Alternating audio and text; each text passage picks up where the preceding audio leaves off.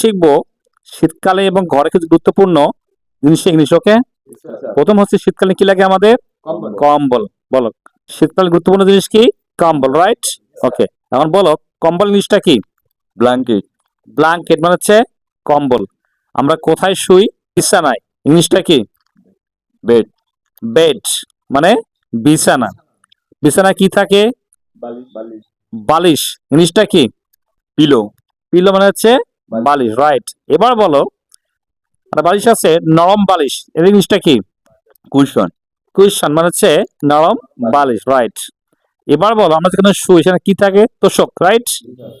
বলো তোষক ইংলিশটা কি? ম্যাট্রিস।